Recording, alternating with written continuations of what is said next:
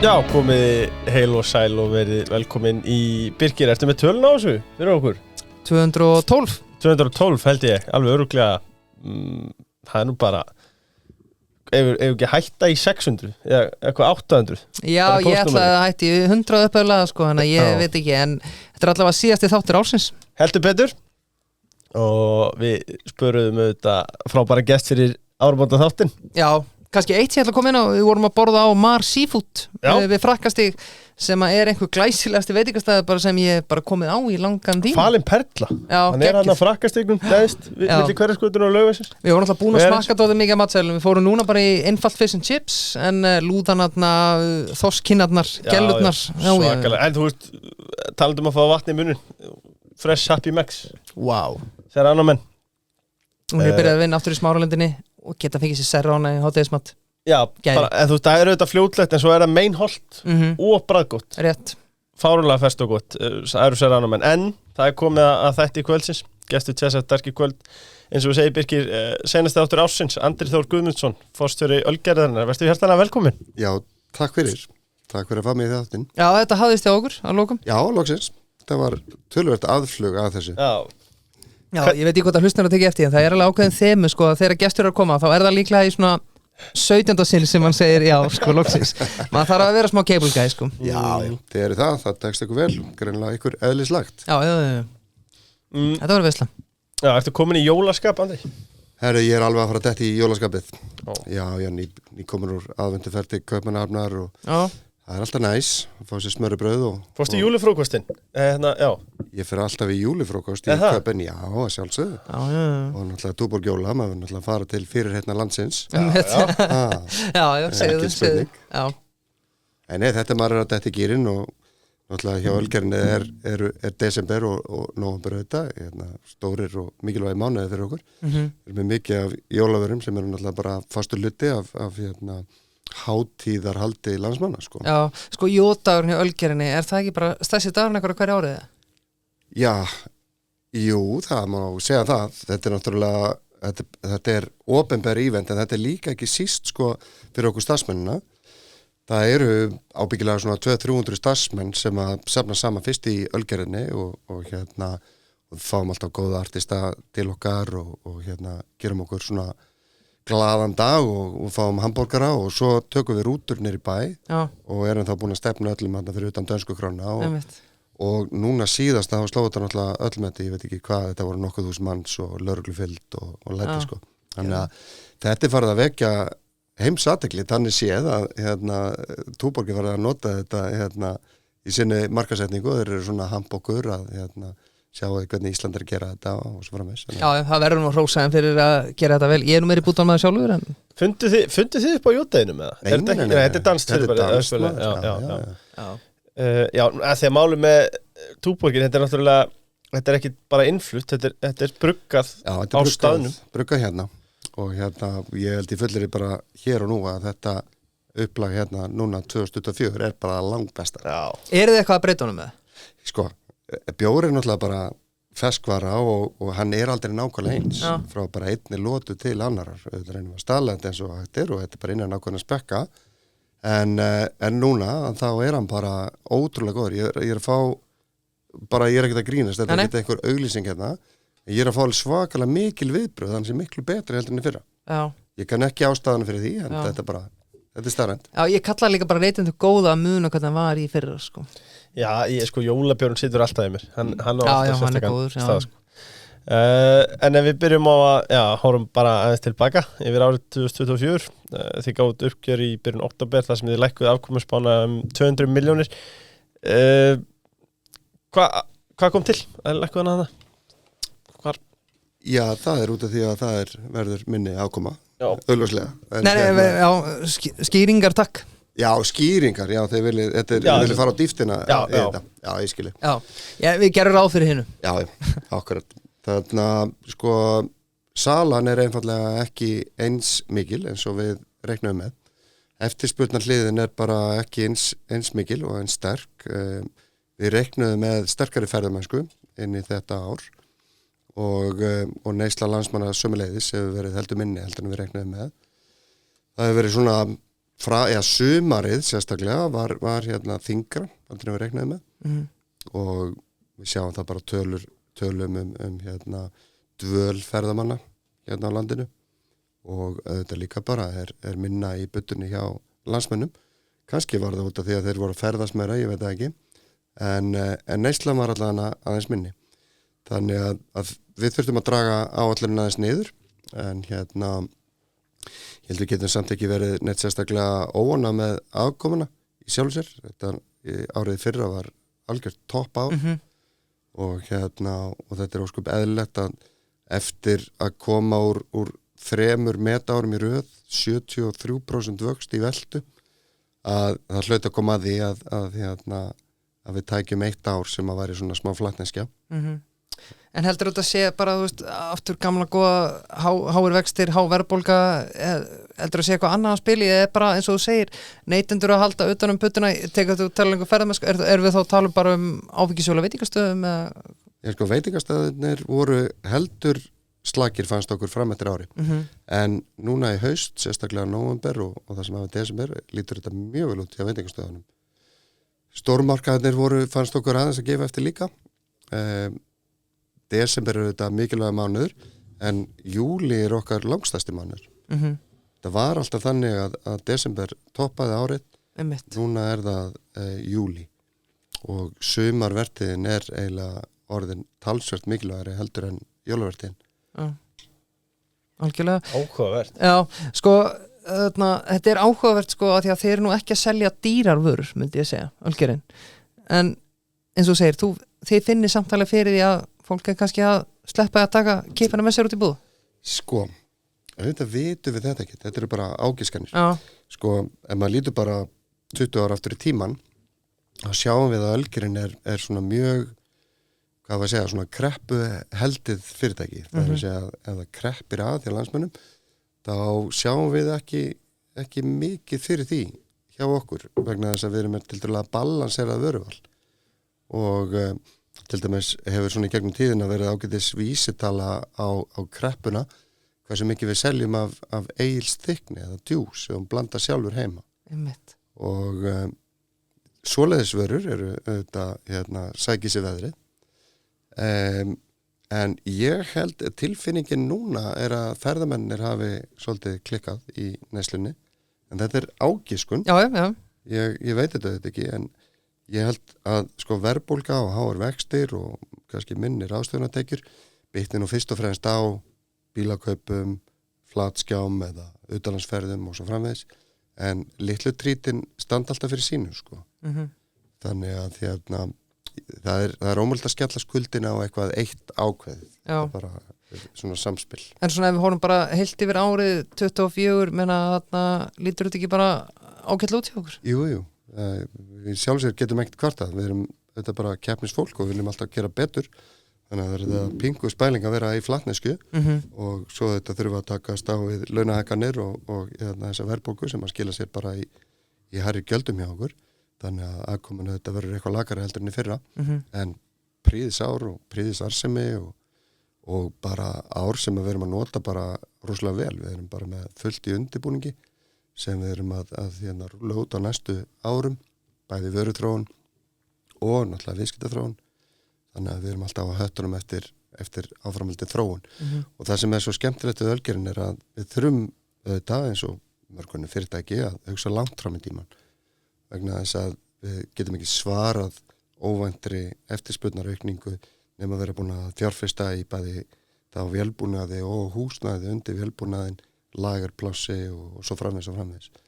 Þannig að við erum búin að nota tíman vel og ég bjassið á næstu ár.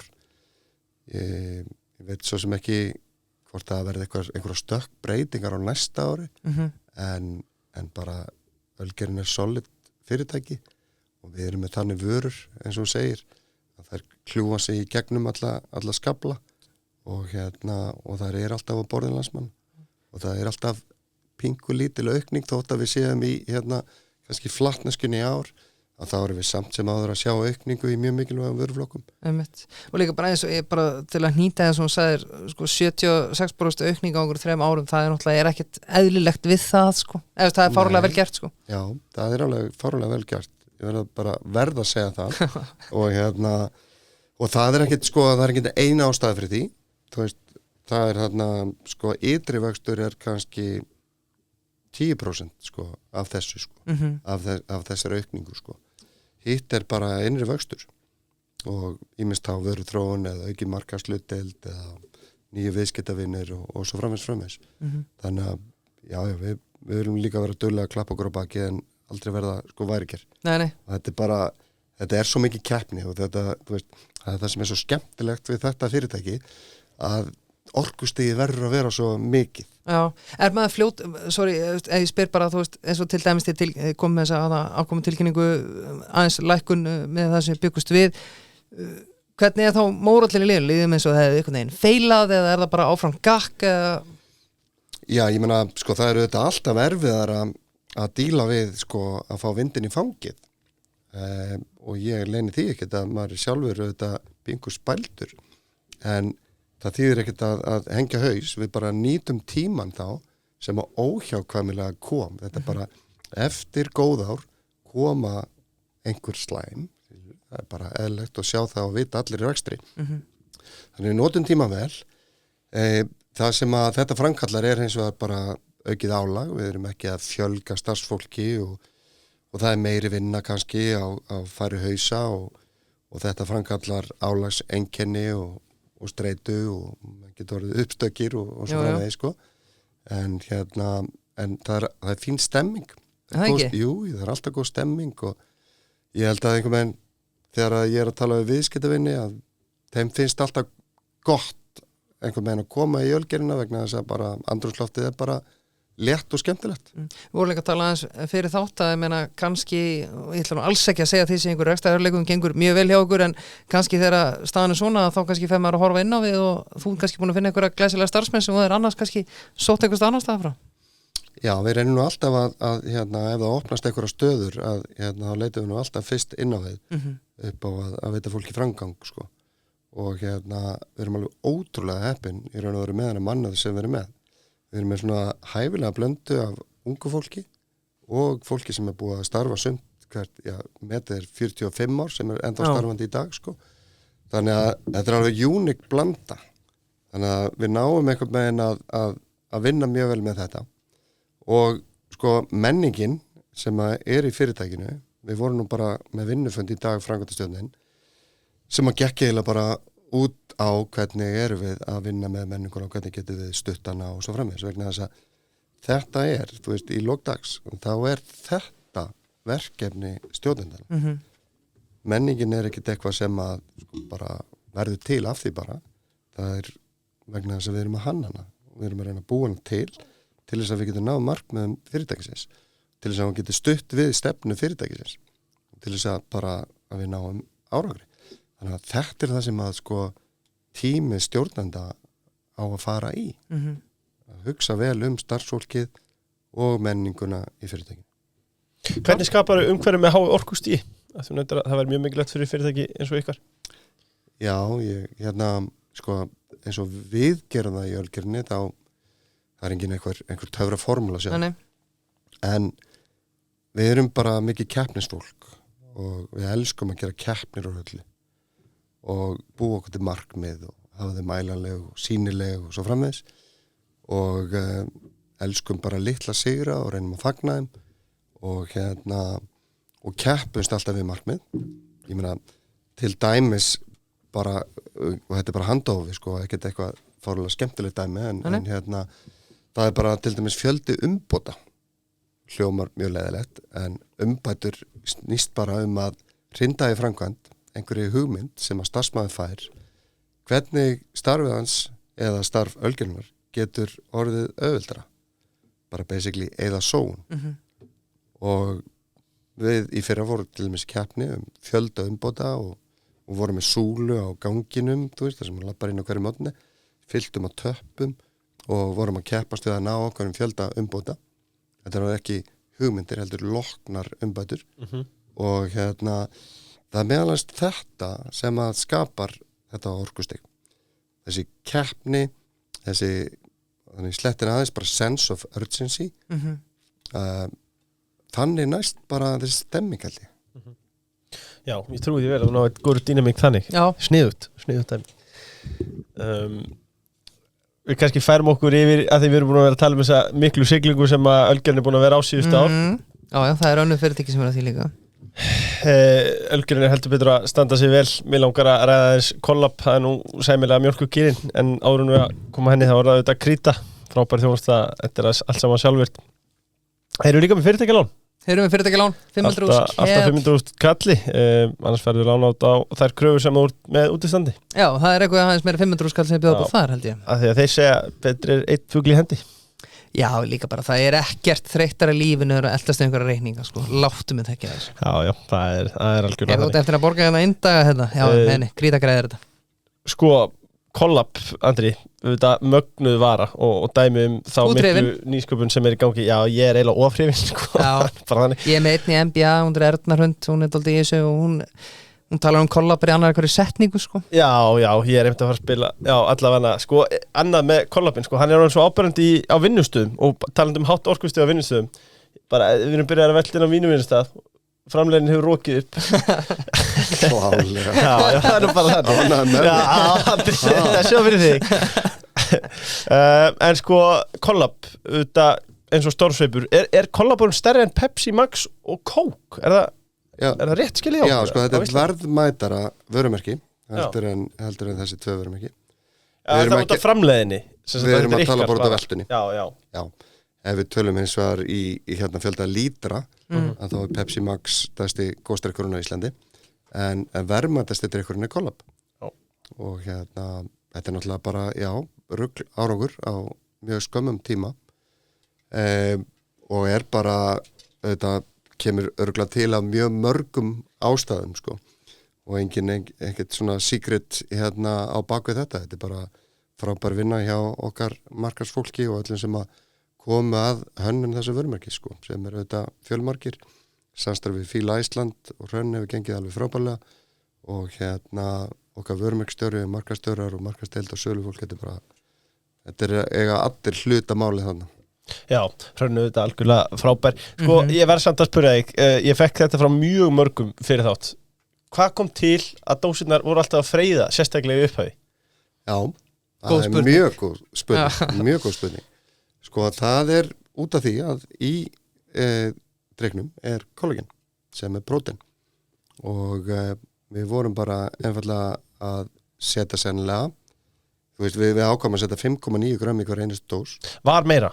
Nei, það hefur alltaf verið 5,9 en 5,9 grömm var greinilega telt á tæpasta vatn þannig að það er bara það var bara við þurftum að finna tæknilega lausn á því að ná niður þessari freyðingu og ég held að það hefur bara tekist og en það tók okkur tíma tæknilega að ná utan um þetta en metnaðurinn var bara svo mikill að setja svona mikið magn í þetta við hefðum kannski eftir á að hyggja alveg geta sloppið með minna magn en 5,9 grömm er bara það er þú þarft í raun og veru 2 dósir og þá ertu komið með dagskammtinn þannig að auðvitað dagskammturinn ekkert eitthvað limited þú getur alveg drukkið eins marga dósir eins og vilt það er ekki takmarki sjálf sér hvað þú getur drukkið mikið af kollageni en þetta er ástæðan, þetta er bara prótein og það freyður Já, merkilegt ég var farin að fabulera mín kenning var svo að dósirna var eitthvað þynnri það var ekki svo Nei Þeir eru alltaf breyttu úr þessum litlu þykku í hitt sko Nei Það er ekki rétt gess Eðlisfræðin er ekki Nei, það klikkar eitthvað að slá saman En kollab búin á undraverðum árangri hérna á Íslandi og útráshafin í Danmörku, Noregi og Þýskalandi hvernig hefur það gengið? Það hefur gengið prýðilega Þýskaland er náttúrulega ennþá þannig séð á undirbúningsstigi við erum búin að vera að vinna í því máli næstu núna í verða 1 ár og þú veist, við erum komið núna með dreifingaraðala, við erum komið með markasefni og plan hvernig við ætlum að leggja þetta út en þetta er rosalega vinna og undirbúningur sem er þarna baki Noregur, þá gekk það ekkert eitthvað sérstaklega, náðum bara í listunni í ekki svo mörgum búðum og við ákvaðum bara að púla tilbaka þar og í raun og veru ákvaðum við bara að einbytta okkur að Danmörku og Þýskalandi og Danmörk hefur bara rúlað ágætlega varan orðin nokkuð svona, þekkt allavega á markanum nú challengeið að ná upp sko, þessari rotation í búðunum við erum með listun í nokkur undir búðum og við erum með loforðum fleiri listanir á næsta ári en auðvitað þurfum við bara, nú markmiðið og vinnan hjá Ernurhund námsfélagaðinum að ná upp vörumerkjavitundinni og að í raun og veru koma dönum í skilningum það að Collab í raun og veru lífstílsdrykkur það ekki orkudrykkur við viljum ekki vera að markaðsetta okkur eða keppa inn á beinlinis orkudrykkjamarkaði heldur kannski koffein bættum virknidrykki þannig að þú eins og hérna heima að þá erum við að drekka þetta bara í vinnunni í staðan fyrir kaffibolla við höfum kannski séð helst áhrifin þar að við sjáum kaffineyslu örlítið draga saman trúi því en samt það áhugavert sko að það bara 11% af koffeinmagni sem við inntökum á Íslandi kemur frá Collab nei, fyrirgefið, kemur frá orkudrykkjum bara all together koffein bættum drykkjum þannig að það bara 11% af heildar koffeinmagni sem við inntökum það mögnu tölfræði algjörlega, þannig að sko við höfum fullt að sækja ef við spáum í það að vera með drykk sem að heldur þér vakandi og sjarp skilur í vinnu og námi en líka með þetta benefit vera með 5,9 gram af kollagenni aminosýrur og bara efni sem gott fyrir þig og húðina, vöðvauppbygging og annað slíkt. Þetta bara svona feel good element. Og þetta vinnan sem framundan í Danmörku og Þýskalandi. Við getum ekki vænst þess að bara æða inn á einhvern 5 milljón manna markað og verandi ölgerðin og bara þykist alltaf sigra allt og alla sko. Þetta vinna og hún mun taka tíma. Og það eitthvað sem ég hef alltaf predikað í þessu verkefni.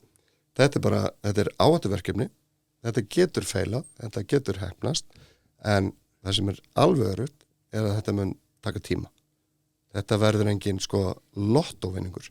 Þetta verður bara hard work og þetta mun taka einhver ár. En þið ákveðið samt að til dæmis bara gefa strax upp, hætta í Noregi sem dæmi?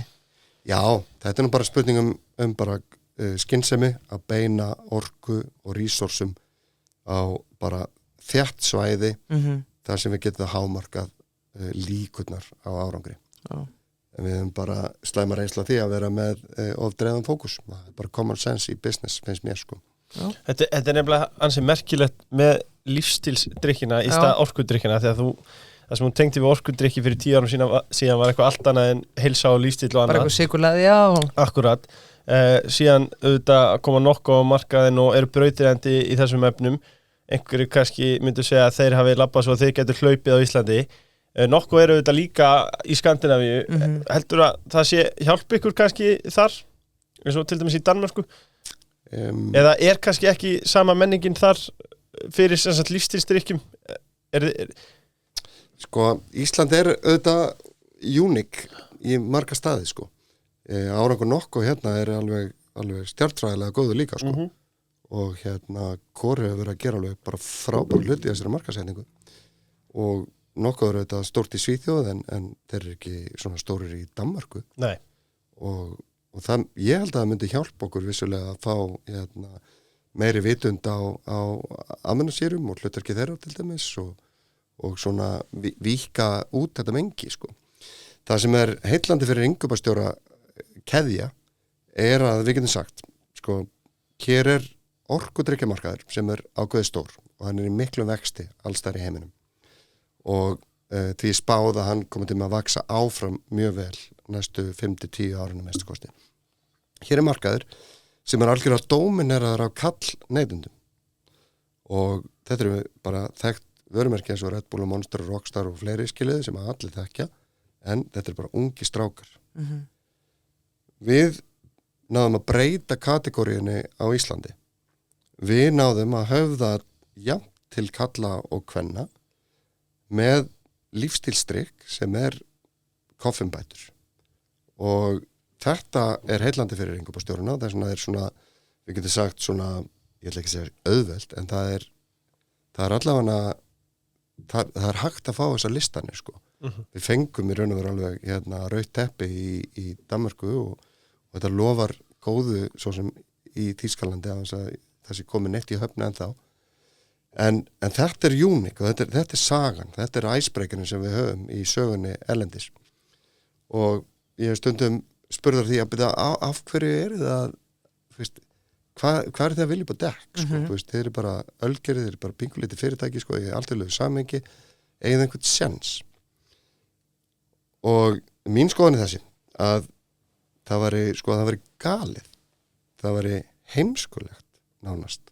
af ölgerinni að elta ekki þetta tækifæri áhugin sem að við höfum fengið á þessari vöru og þessari vörumerki algjörlega fordæmalaus það rignir yfir okkur sko, fyrirspurnum að fá að dreifa vörunni og markaðssetja víða erlendis og við náttúrulega erum endalaust að framleiða vörur og koma nýja vörur inn á markaðinn enginn hefur hitt eins og þessi vara þannig að það væri bara galið að fara ekki á eftir þessu tækifæri og kanna hvort það sé grundvöldli fyrir því hefur ölgerinn burði til þess að ná heimseyfir að nei, klárlega ekki en það gerum við okkur engar vonur það sem að ég gerir mig vonur að við náum að minnstakosti svona foothold inn á 1, 2 eða 3 markaði og náum aðtegli erlendra aðila á þessum drykk og á ölgerinni vegna þess að ölgerinn að mínum að þetta alveg einstakt fyrirtæki á heimsvísu við erum að sko framleiða og koma með nýjar vörur okkur einasta ári auðvitað hitta það ekki allar en sko sköpuna gleðin og krafturinn sem í þessu fyrirtæki 111 gamli fyrirtæki uník og þetta svo frábær testmarkaður og þetta svo frábær útungunarvel fyrir sko erlenda aðila bara þessum til þess að kaupa hvort sem að það ölgerinn í heilsinni eða kollab bara sem fyrirtæki bara innan fyrirtækisins sko en það verður alltaf verið planið sem sagt að vera með kollab útlettingin í sérstöku félagi sem heitir bara kollab EHF og það alltaf við bara vera með þessa áhættu og það ekkert loka fyrir það skotið að myndum fá inn erlent fjármagn eða minnstakosti utan að komandi fjármagn ef að þannig býðst sko. Já. Hafið þið farið með fleiri vörur í svona útrás? Þetta fordæmalust eða? Já, við höfum alveg farið í útrás með ýmsa vörur og við erum ennþá að selja bjór til Kanada, brennivín til Ameríku og bjór þetta inn á Norðurlöndin og mörgurum lönd, Borg var mjög eftirsótt. Já. Og þetta bara svo lítið sko, kraftbjórmarkaðurinn náttúrulega nýs. Þetta mjög nýs og bara erfiður og þetta allir útlendingar erfiður hvernig átt þú að ná athygli sem lítið fyrirtæki á Íslandi og sérstaklega þá setur ekkert á bakvið við hefum ekki sett sko krónu nánast í markaðssetningu á Borg eða einhverjum vörum sem við höfum áður reynt að flytja út sko og þá ég reyndar að undanskilja vatnið sem við getum komið að síðar en þetta alltaf þetta rúlar svo sem eitthvað Bríóin við flyttum alltaf út nokkra gáma af Bríó hverju ári og hverja Borg það nú gamlega vinur okkar einmitt, sko það eins og segir þó að kollab sé ekki mest seldi drykkurinn hvað var að lítra þá framleiðin ansi góðanum og allt hann en sko þið hefði verið náttúrulega mjög duglegir í nýsköpun og kollab ekki einstæmi þeir eru líka með bara sem mjög skemmtilegt ég man þegar allir og ömmur þeirra ætlu að fara að flytja inn ákveðin seltser hana White Claw eða eitthvað, það var allir með þá hugmynd það var bara dýrt að koma því til landsins að þá komið þið bara með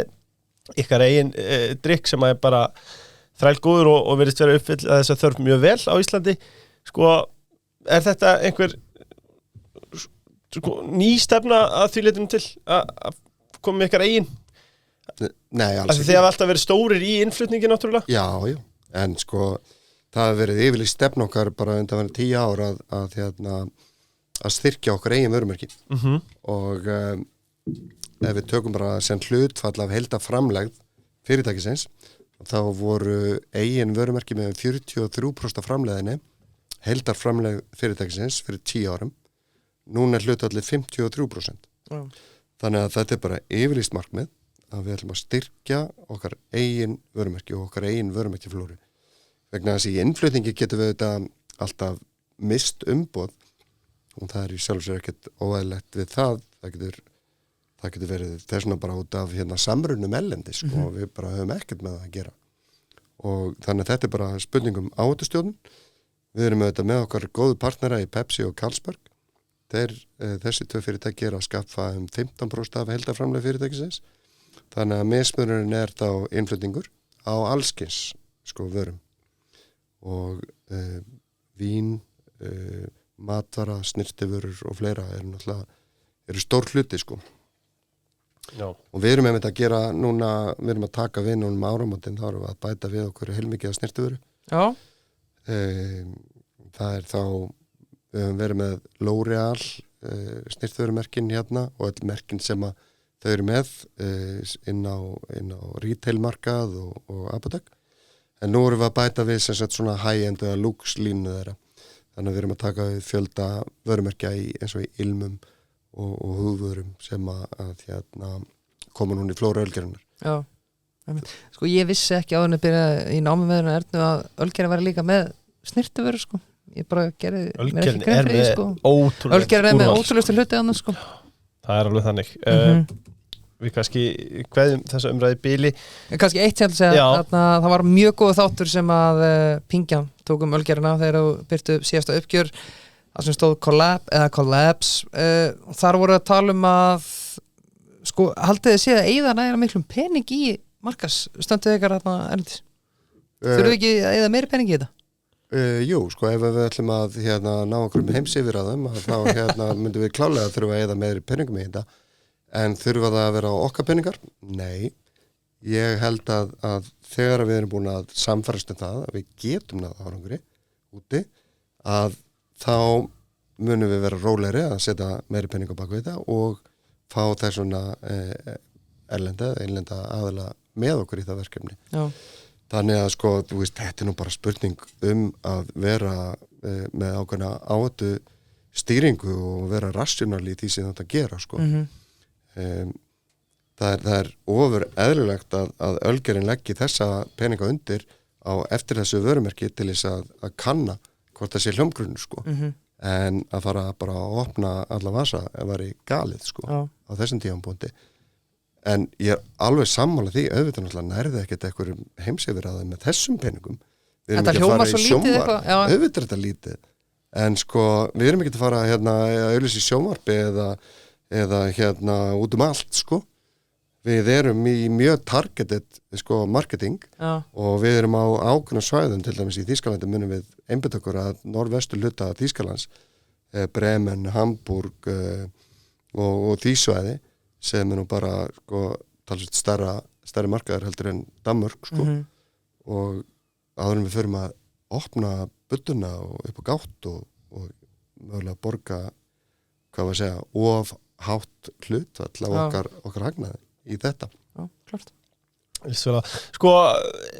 Eitt kannski á lokum kollab auðvitað hlýtur að horfa það Er kollab hot? Má ég spyrja því? Hvað segirðu? Er kollab, hann hot?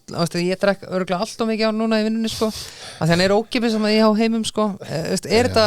Heimar er gott fyrirtæki. Já, mjög. Halldór Benjamin er mjög traustur maður og ánægður með að hann skulle vera að styrkja ykkur í þetta og það sést líka bara á þér. Þú lítur svo helviti vel út.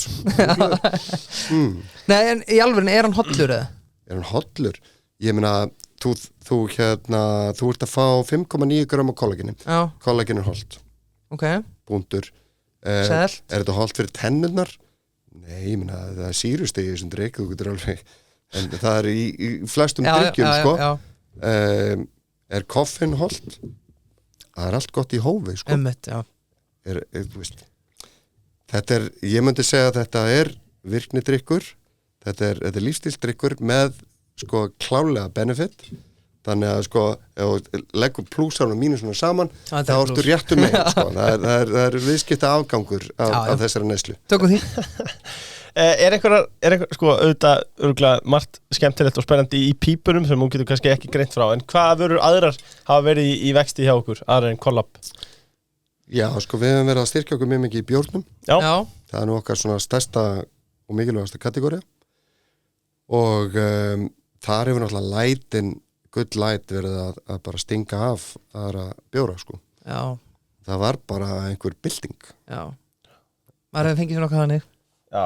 Er það ekki? Jú, rosalegt að sjá þetta gera þetta, því að áður en að þetta að fara að stað með lætin, þá held maður að þetta væri bara eitthvað bandarist sull, sko. Já. En svo er þetta bara... Þetta er eiginlega bara alveg eins og... Þetta er bara fárulega solid. Þetta er bara mjög solid bjór og og hann þykir eiginlega alveg sko fárulega góður fyrir að vera sko þó með þetta fáa kaloríur sko. Já. Og þegar maður er að leyfa útlendingum að smakka þetta er bara what, þú veist, getið ekki flutt út sko. Já. Og samt þessa prósentu líka. Já, herðu, en sko nýjasti bjórinn okkar, Já. Er þið búin að smakka hann? Hvað bjórn það? Boli X. Já, eftir að prófa. Hann er 4,8% og hann er glutenfrýr. Já. Og hann er með verulega færri kaloríur heldur en aðrir sambarilegir bjórar. Já. Þannig að þetta er í raun og veru light bjór en við markasettum hann ekki sem slíkan. Og þannig erum við einfallega að reyna að spotta eitthvað gat á markanum. Við sjáum að það er trend í áttina að svona hollari vörum og lightin er klárlega hollari þegar það kemur að kaloríunum. Það er allavega 33% eða minnstakosti sko færri kaloríur sko í þessum bjórum heldur með sambarilegum bjórum. En Boli X er náttúrulega, Boli er annar vinsælasti bjór landsins og hann er mjög svona, hann er kallægari. Mjög. Það er mun fleiri neytendur kallkyns heldur en Gamli skólinn tekur handaldi. Já, akkurat. En samt veit ég alveg unga gaur sem eru harði bólamenn sko. Blessaðu, það er sko neytendahópurinn er alveg út um allt. Já. En sko Boli X er bara fyrir sko gæja eins og ykkur. Já. Sem að er bara svona slim og fitt og viljið halda ykkur þannig þegar farið eldast. Takk Andri. En viljið samt fá alveg maximum sko benefit. Ég fáið þarna alvöru bjór, alvöru bragð, alvöru magna af alkohóli og þessi bjór sko hann er búin að vera markaði núna í halvt árið eitthvað lít og er bara ná frábærum árangri. Já, sko, málið með Bola X er að hann er mjög góður. Við líður eins og ég sé að halda fram hjá Búttar hérna, vinnum minn. Já, talaði sem hann. Því að það er auðvitað mín uppáhaldsbjór og Bola X er mjög góður. Tekniska bruggið, góða. Atli Hergis, hann veit alveg hvað hann að gera. Hann veit alveg hvað hann syngur. En það var hann að vinna í ölgerinu. Já, sko, Atli er fýtt strákur, sko. en bjórinn er ekki góður, sko. Þið er ekki að ljúga því, sko. Það er einhver lögi, Andri. En sko... Eitt sem að hlýtur að vera besta markastönd, mögulega sögunar, hlýtur að vera 39 kaloríur sem að stendur svo skýrum stöðum á lightbjörnum sem er náttúrulega per 100 millilitra, en fólk... Ég leist það ekki, ég hugsa bara 39 kaloríur. Já, sæl. Það er sniðut, ég bara... Klókir. Já, bara lyfti hatti mínum fyrir þeim aðla sem að... Hvað það markastönd? Já, segi bara no comment, sko. Ég kíkja alltaf á per 100, sko. Já. Ég klárar hans ekki allan bjórinn sko, þannig að ég mæli þetta bara nákvæmlega. Já, ég tótt að leifa líka. Ég ætla bara að taka 50 kaloríur. En við skulum færa okkur yfir í vatnið í boði ON, orka náttúruna. Það er nú við hæði. En byrju, er þið með light dose? Er þið vissum að sé 30, var ekki 29? Jú, gæti verið 29 mér að segja. Ég mann nú ekki alveg þess að kaloríur klína 10 á þetta per 100 millilitra. Það eru ótrúlega að fá að kaloríur. Ekki á þinni vakt, sko. 39, nei. Útvarinn sé einni. Nei, ekki þetta. OM býður upp á skemmtilega jóluleiki í desember. Nóg af spennandi vinningum. Eina sem að þið þurfa að gera er að hlaða í hlæðslugarði og enn í Öskjuhlíðinni sem að er notabene einn af mínum uppáhalds. Já, sem þú parkaði þér gamla bíl. Sko, prótipp, fariði núna í svartnættinu upp í Öskjuhlíð, hlaðið bílinn ykkar, það myndast alveg niðamyrkur og fylgist þið með stjörnubjarta himninum. Jafnvel eða það eru norðurljós. Ég sé sko túristarnir gera þetta og þeir eru ekki að hlaða bílinn sinni einu sinni. Sko. Þannig að það er eina vitið. Og fyrst við erum að tala um bíla, það verður Autocenter. Jú. Pirki, félagið þinn sem á Tesla Model 3. Já, hann var að fá nýtt afturbretti hjá Autocenter og Veistu hvað hann sagði mig? Hvað? Hann sagði, ég fekk eiginlega bara glæni að Tesla í jólum. Já, því að hún var bara betri heldur en þegar hann skilaði. Það er bara eins og að komi flottari út úr verkstæðinu, sko, autosentimenn. Vita alveg hvað er að gera. Já, alveg nákvæmlega. Ölgerinn er auðvitað með meiri hluta í Icelandic Spring vatninu. Hvernig er að keppa Jón Ólafsson og BlackRock, Icelandic Glacial í Vassbransanum? Já, ég lítum ekki þannig á við sem að keppa við hann sjálf sér, sko. Ég, það bara gleði mig mjög ef að þeim gengur vel og þegar ég held að bara, við hjálpum bara hvora öðrum, sko. Þetta er ansi stór markaður, sko, og við erum að flytja út einhverjar 30 milljónir flaskna og ég veit ekki hvað hann gerir mikið, skilur, hann hefur staðið sér frábærlega, bara aðkoman hefur ekki verið alveg kannski nægilega góð, en ég bara óskaði með allsins besta og ég einhvern veginn hef aldrei litið þannig á að við séum einhverju samkeppni, sko. En Iceland Spring er eins og er mjög skemmtilegt dæmi og því að þarna er dæmi þessa þolinmæði sem þarf að sýna í útlendingi vegna þess að við komum þarna inn árið 2002 og við skiluðum fyrst hagnaði fyrir svona 4 árum þannig að basically vorum við að borga með og margir brent sig á þessu, vatninu góða það var allir tapað þetta er fyrsta og eina fyrirtæki sem er grætt á vassútlendingi og afkoman að þið er bara með ágætum við erum með fínt EBITDA-hlutfall og við höfum mikinn hug á því að stækka þetta fyrirtækin og ég er endar alveg sko samfærður það og nú bara talandi það að líta sko langt fram veginn að íslenskt vatn áttur að meika það en að geðslapa erlendis og ég er alveg samfærður það að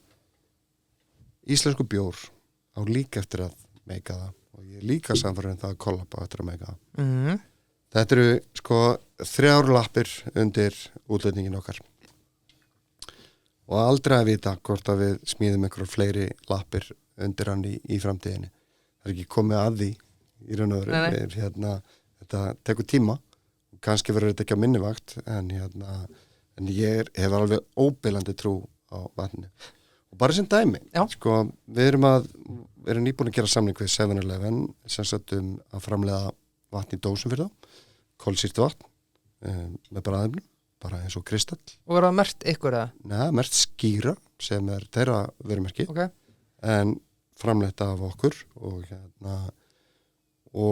fyrsta pöntun fer út núna á fyrsta eða öðrum áskorungi næsta ás og áall sala á næsta ári eru 9 milljónir dósa 9 milljónir dósa þannig að þótt við höfum kannski ekki margar krónur upp úr hverju dós þá er þetta samt álitlegur bransi vegna þess að komast inn í þennan fjölda verslana er náttúrulega algjörlega sturlað sko og líka opnar möguleikana á að vera að þróa viðskiptasambandið við þessa aðila í Bandaríkjunum sem geta svo opna dyr fyrir fleiri viðskipti og fleiri vörur sem við komum með í framtíðinni þannig að við munum stíga bara þessi skref sko hægt og rólega og við erum ekkert að fara í þetta með einhverju offorsi og óráðsí bara byggjum þetta hægt og rólega upp eins og vatnið og bara skjótum bara ennþá styrkari stóðum undir rekstur ölgerinnar.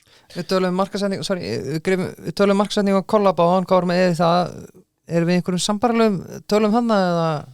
Í sko fyrstu árin, fyrstu 10-15 árin, þá vorum við mjög mikið að markasetta mikið sölukostnaðar í tengslu við vatni. Við gerum fullt af mistökum og bara eins og eðlilegt þegar maður er að stíga fyrstu skrefi í einhverju að við erum að kaupa hilluplás og við erum að kaupa einhverjar listanir og við erum að búa til einhverjar tengingar inn í einhverjar sjónvarpsþætti og bíómyndir og svo framvegis og borgum við þetta endalaust fyrir þetta en við ákvaðum í raun og veru að einbytta okkur í meira mæli að svona private label eða white label framleiðslu og veldum okkur samstarfsaðila þarna úti eins og 7-Eleven, Walgreens, CVS og Rite Aid og þetta vatnið er í 35.000 verslunum og við erum ekki að borga í markasetningu sko fyrir þeirra í raun og veru vassmerki. Hins vegar er sko eiginleikar þessa vass, þetta er íslenskt vatn, þetta er úr þessari borhólu, pH-gildið er 8,88 og það það sem við keyrum á. Þannig að meðan þetta vatn selst, þá fer það ekki til eins annars framleiðanda. Þannig að sko, ég held að þetta sé góð leið til þess að byggja upp undirstöðunar, nýta okkur svo í framhaldinu sko, þessi viðskiptasambönd sem að myndast, vera með extensions sko, á vörumerkjanum, dósirnar til dæmis, hvort sem það still eða kolsýrt, að smá saman að byggja þetta upp með þessum hætti. Þetta er strategin sem við höfum kyrt á. Þú talar um það að byggja samstarf og annað. Hvað er miklu mun erfiðara að koma vöru nummer 2 inn hjá smásala og heildsala en fyrstu vörunni? Já, sko, ef að varan gengur, ef að varan er bara að sanna sig, þá er ekkit svo snúið, sko, að komin vöru 2. Ef að propositionið er rétt og á nálgunin er rétt, þá er það miklu minna mál í sjálf og sér, sko, heldur en að brjóta ísinn í upphæði. Maður vonar svo innilega að íslenska vatnið, að útlendingurinn átti sig á því hvað þetta er mikið gull, fljótandi gull. Ég velti fyrir mig bara af því að þetta er í bjórnum, þetta er í orkudrykkjunum, þetta er í öllu, sko. Þannig að það myndi ryðja veginn fyrir okkur á ýmsum sviðum, sko. Já, ég veit það, og ég er með alveg rosalegar ambisjónir fyrir hönd íslenska vassins og okkur langar til þess að byggja átöpunar stöð upp á Hólmsheiði, það sem við erum búin að fá lóð fyrir vöruhús. Það er mjög stutt frá vasslindin okkar og við ætlum að byggja þar 25 metra vöruhús og þannig að vera kannski eitthvað að slá mig hérna, þetta er bara hugmynd sem hefur komið upp að byggja svona vistursenter sko, það er svona upp á toppnum á vöruhúsinu með útsýni allar áttir sem er svona óður til íslenska vassins vegna þess eins og þú segir sko, þetta er notað til þess að búa til vodka eða bjór eða veist, allt þetta og þetta er líka náttúrulega notað til þess að kynda húsin og framleiða rafmagn okkar. Þannig að sagan íslenska vatnið er í raun og veru algjörlega einstök og bara nálega þarna við sko borhóluna eða vasslindin okkar er alveg einstök. Ég held að það sé bara frábært tækifæri þarna inn í framtíðina til þess að gera eitthvað sko algjörlega einstakt. Já, það væri mjög skemmtilegt. Sko einina að það töluvert verið rætt um að leggja aukin auðlindagjöld á þessa starfsemi, hafið þið fundið fyrir því? Nei, við erum ekki fundið fyrir því. Nei. Sjálfsagt, nei. En þegar við heyrtið þessu umræðu eða eitthvað? Já. Við hefum heyrt hana en teljum hana ekki kannski eiga alveg við í okkur. Það er nokkuð? Nei.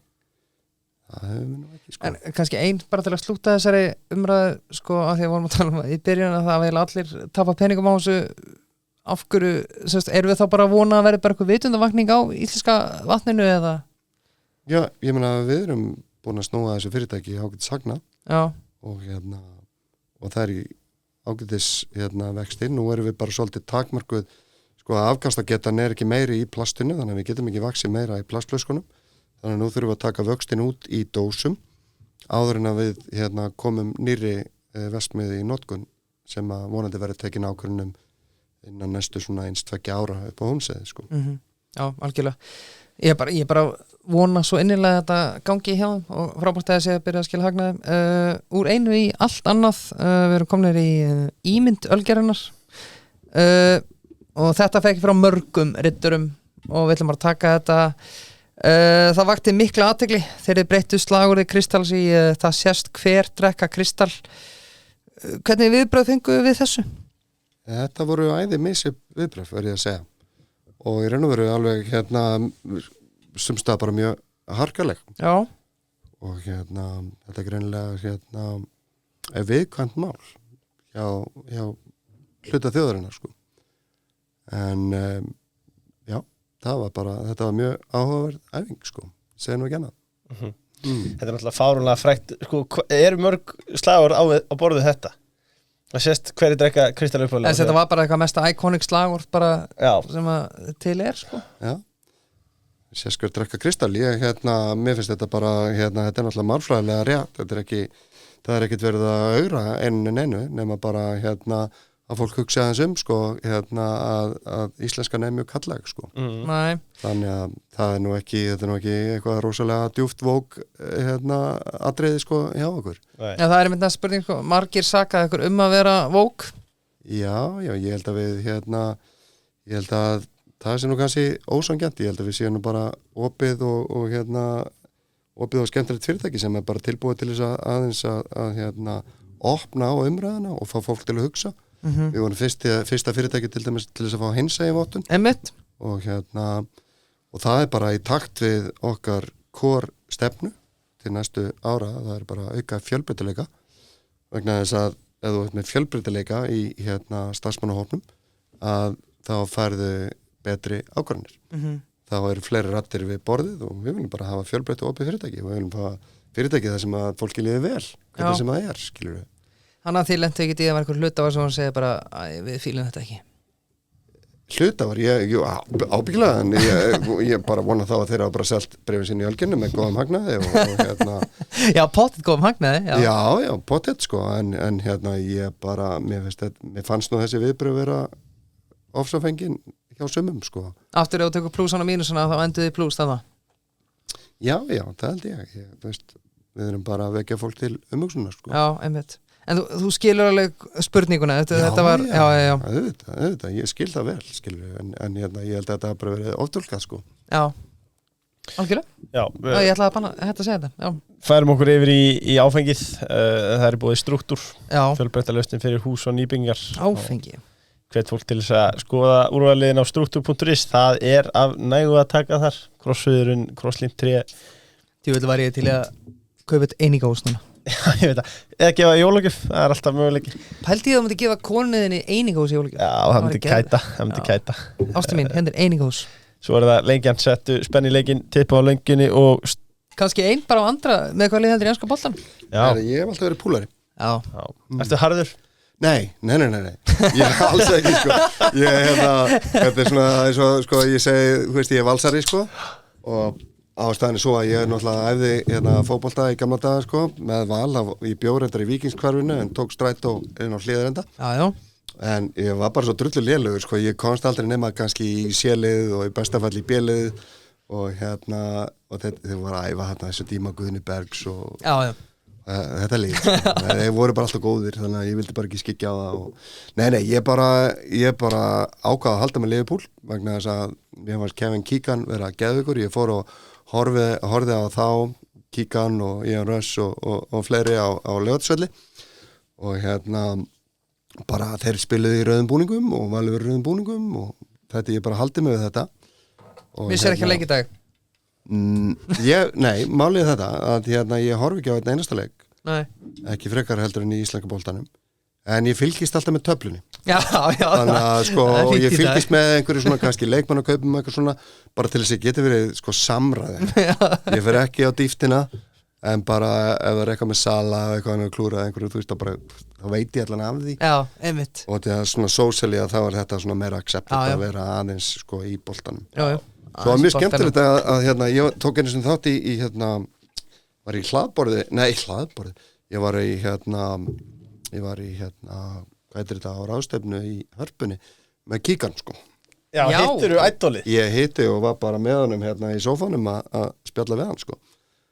Og David Moyes reyndar en Keegan er geðvig. Já, geðvigt. Skemmtilegt.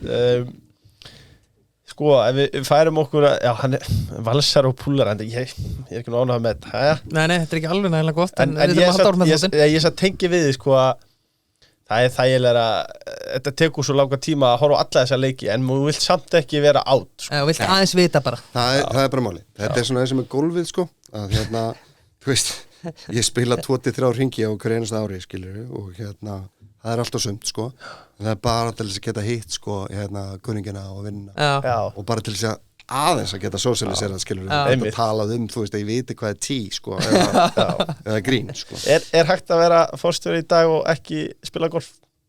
Það er okkur brekka. Já, það er smá brekka sko. Ég trúi því.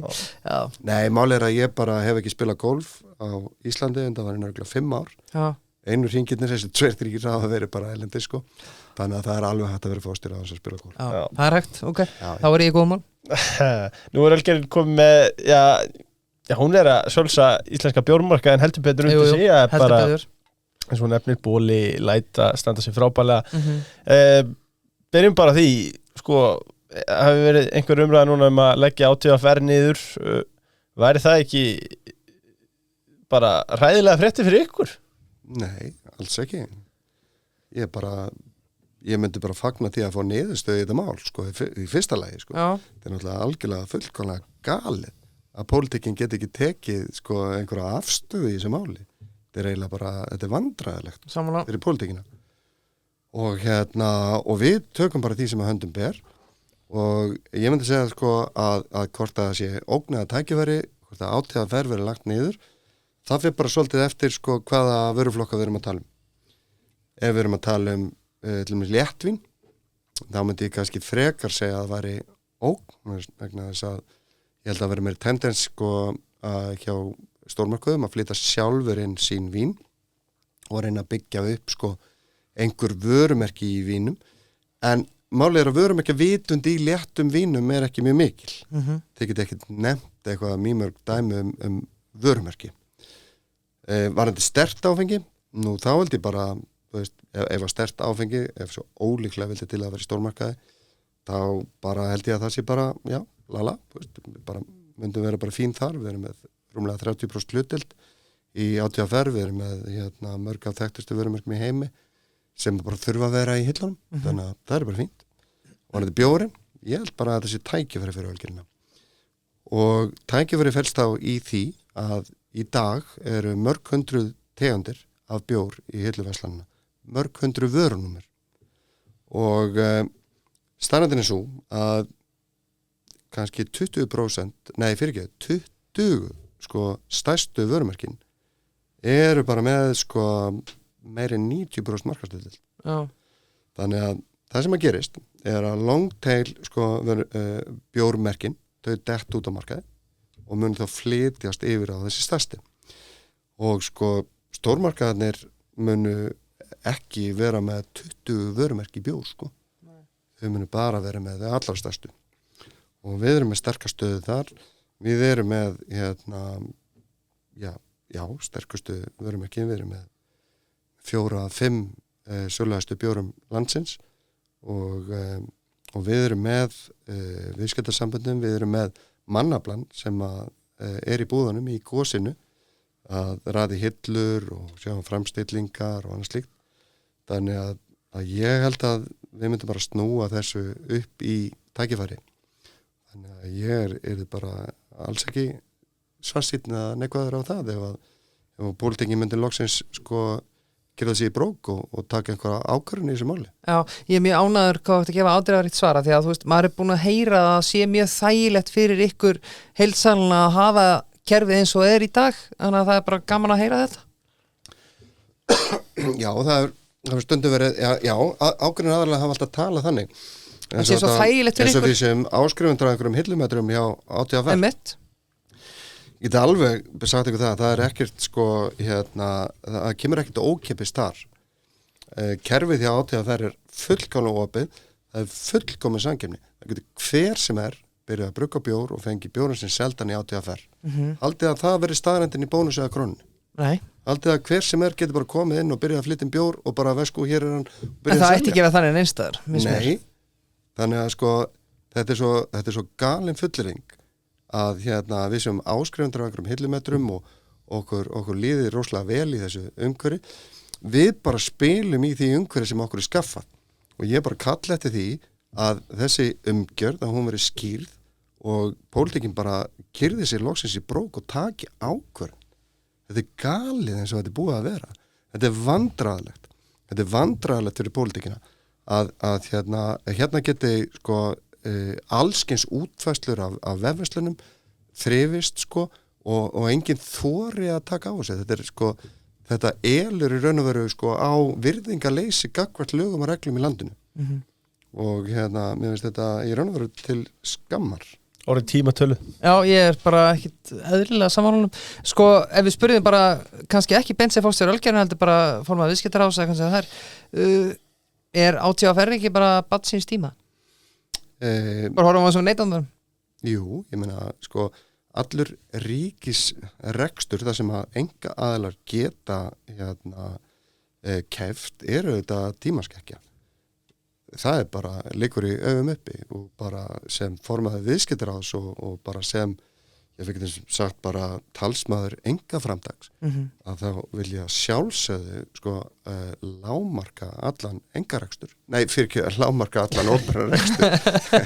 Lágmarka. Sjálfsögðu hámarka engarekstur.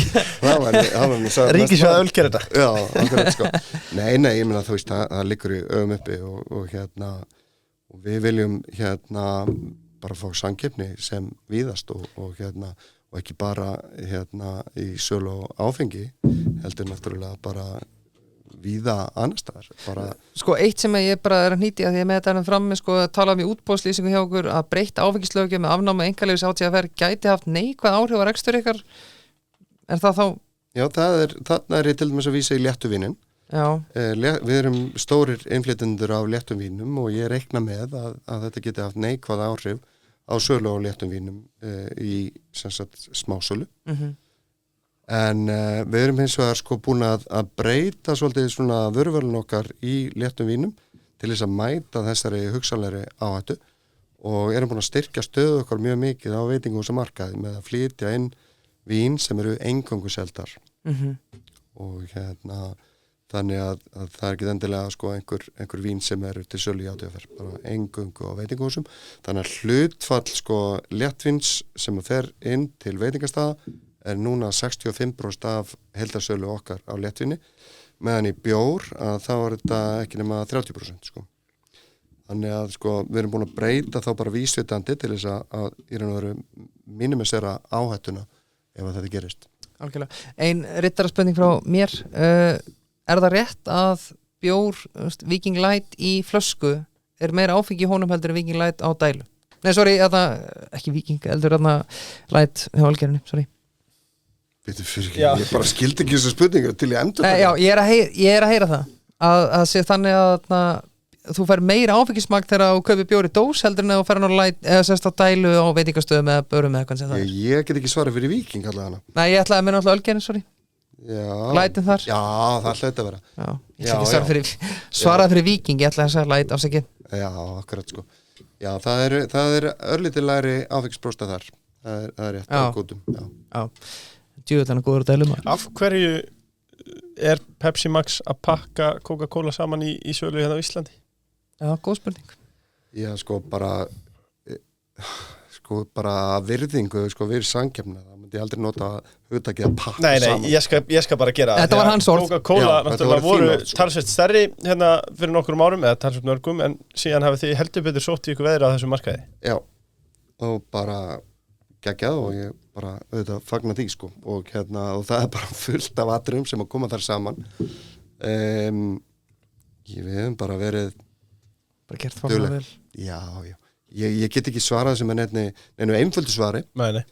Við hefum bara verið dugleg og við erum bara keppnis og ég held að sko þegar þú berð sama fyrirtæki sko sem eru árangursrík og svona greinir hismið aðeins frá kjarnanum að þá held ég að meginmunurinn liggi í menningu fyrirtækja og menningin sem við töluðum hérna í uppæðu þáttar er bara svolítið kjarnin í árangri Ölgerðinar.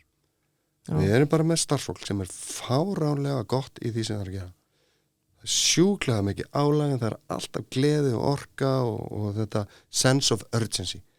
Þjónusta viðskiptavinin og bara, mér finnst svo gaman að heyra í viðstafunum sem segja bara, þú veist, það er bara eins og að labbin á skemmtistað hérna, sko, hjá ykkur með við samkeppnina. Og ég held bara svona til að gera langarsögu stutta þá svolítið bara snúist þetta. Sko eitt sem að mér langar að taka í bara örstuð sko bara því að Pepsi Max, þú veist, þetta var bara eitthvað með fyrir 10 árum síðan, en núna er þetta bara orðin vinsælasti góðstyrkur á Íslandi þetta, þú veist, þú talaðir bara í byrjun þáttarins talaðir að Ísland væri sérstakt land, ég meina, við hljótum að vera sérstök varandi þetta, ég meina, hafa þið séð aðra eins tölur, Pepsi Co? Já, í Pepsi Max það var bara starrandi svo að Danmörk og Noregur, ég veit ekki með fleiri lönd mögulega sko, er Pepsi Max bara orðið risa stórt sko. Og Bretlandi og víðar sko. Þannig að sko, Pepsi Max allstaðar í heiminum að vaxa alveg gríðarlega mikið og hefur náð alveg sko, fáránlega góða margri. Það sem að Pepsi hefur eins og kannski ekki séð víða hversu sko, vel sko, bara Pepsi vörumerkinni heild sinn hefur gengið á Íslandi. Hversu heildar hlutdeildin mikinn á kólamarkaði. Vegna þess að sko sykraða segmentið hefur alltaf verið algjörlega dominerað af keppinutum sko. Ég man að þegar ég byrjaði til dæmis 2002 hjá Ölgerinni að það var 85% hlutdeild hjá Rauðu djöflunum. Einn til að slúta þessu kannski sko, ég meina líka mér fannst sko á tímabili þá var Pepsi Max allsræðandi á veitingastöðunum og eins og við talar í léttinu þið kannski ráði svolítið hvernig þið prísið ykkur að þið eru í samkeppni þarna og viljið staðsetja ykkur meira í léttinu á veitingastöðunum núna. Allt í hennu finnst mér Kók vera að sækja í sig veðri á veitingastöðunum hvað var að frambóð. Eru þið í einhvers konar verðstríði þar myndur þú segja núna? Eða alltaf eða við erum bara alltaf alla daga í verðstríði og þetta er rosalega aktív og grimm samkeppni og það er stundum þannig einhver menn í tvíkeppni og þá getur samkeppnin verið alveg heiftarlega sko skæð sko. Og ég náttúrulega bara fyrst og ósammála þessar fullringur ég held sér þetta er veitingastæðan svona áðan já, það er bara eitthvað tilfallandi nei, þú veist þeir eru bara ná kannski vopnum sinni, ég veit það ekki sko en þú veist, það er bara alltaf skæðið samkeppni. Er banna fyrir veitingastæði að vera bara með bæði eða? Nei. Okkur finnst mér alltaf að vera annarkvort. Er það bara tilviljun eða? Einhver kjör? Sko, einmitt. Við náttúrulega megum ekki sem mögulega markaðsráðandi stilla einhverjum engasölu samningum upp og það gerum við aldrei. Öllum er frjálst að vesla við alla en og við sömulega sko, eru samningarnir okkar mjög opnari tíma þeim að segja upp með skömmum fyrirvara þannig að við bara reynum að vanda okkur í því og við höfum gert það bara undanfarin, ég veit ekki 10 ára eða eitthvað slíkt en sko það sem er kannski vandamáli hjá veitingastöðum er náttúrulega plássleysi þeir geta náttúrulega ekki bara verið með allar vörur sko og verið með línuna frá báðum þessum fyrirtækjum er bara eiginlega ómögulegt sko, fysiskt sko. Klart, sko síðan spurningi var þetta áfengið í bili allavega á að leyfa áfengisauglýsingar í Íslandi? Já, það á að leyfa áfengisauglýsingar vegna þess að leyfa sko áfengi að fara í búðir án þess að með auglýsa það raskar náttúrulega öllum markaðslögmálum við þurfum að geta sem áfengisframleiðandi geta skapað eftirspurn eftir vörunum til þess að við getum fengið listanir inn í búðum. Ég held að ef við fáum ekki að auglýsa áfengi og áfengi færi í búðir þá smá saman myndi úrvalið þinnast heldur betur. Ég held hins vegar og við verðum að viðurkenna það pólitíkusar og bara landsmenn áfengi er ekki eins og hver önnur neysluvara. Hún getur skapað sko fíkn og hún getur skapað mikla óhamingju og hamfarir. Þannig að áfengisauglýsingar þurfa bara að lúta mjög ströngum reglum og alveg eins og sala á áfengi í stórmarkaðum þarf að lúta mjög ströngum reglum. Það er þetta að byrja með einhverja, þú veist, að vöruna bera hilja eftir ákveðin tíma og svo framist. Það er þetta að ramma þetta allt saman inn. Alveg eins og til dæmis Svíarnir gera. Svíarnir eru reyndar ennþá með Systembolaget. En þeir leyfa áfengisauglýsingar. Og þeir leyfa áfengisauglýsingar bara með þessum takmarkunum. Það má ekki vera glaumur og gleði. Það má ekki vera fólk undir áfengiskaupa aldri og svo framvegis. Þetta eru bara stranga takmarkanir sem bara mjög eðlilegt að gera.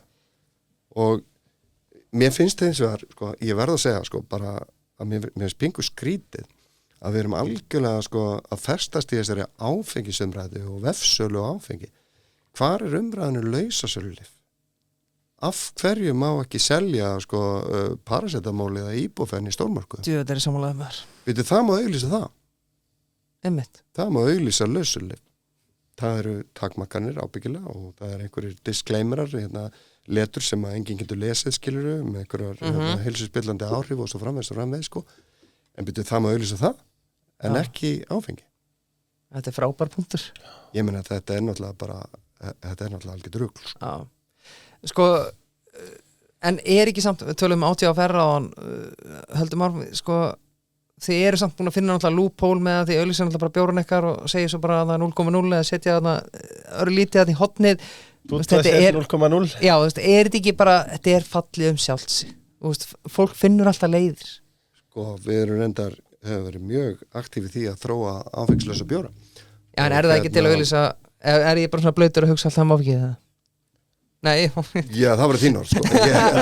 Ég veit eins og það að áfengislaus bjór og áfengislaus lífstíl bara er með vaxandi fylgi og það er stærra og stærra hlutfall af ungu fólki sem að kýs áfengislausan lífstíl og við erum að leggja kapp á það að þróa áfengislausar vörur sem að eru socially acceptable. Bara koffín snildar nýsköpun. Bara koffín, já, nákvæmlega. Já. Nákvæmlega.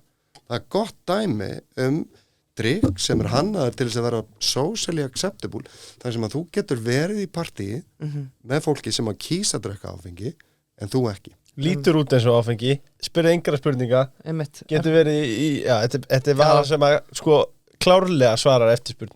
Já, ég held það sko. Þú fullir að líti út eins og áfengi. Við reynum auðvitað að láta að vera skýrt að þetta sé sko ekki áfengi. Já, en þá þetta er ekki eins og kristall, skilur þú færð að vera með í stemningunni, skilur þetta er fullorðinstrykkur. Akkurat. Og alveg eins og bjórarnir okkar, eins og Gull og Bríó og fleiri bjórar sem við erum komið með frá Borg sem eru áfengislausir, eru bara frábærir vökvar. Og þú veist, áfengislaust gin eða vodka meira segja, þú veist, er að seljast. Og við þurfum að búa til sko vöru sem er socially acceptable.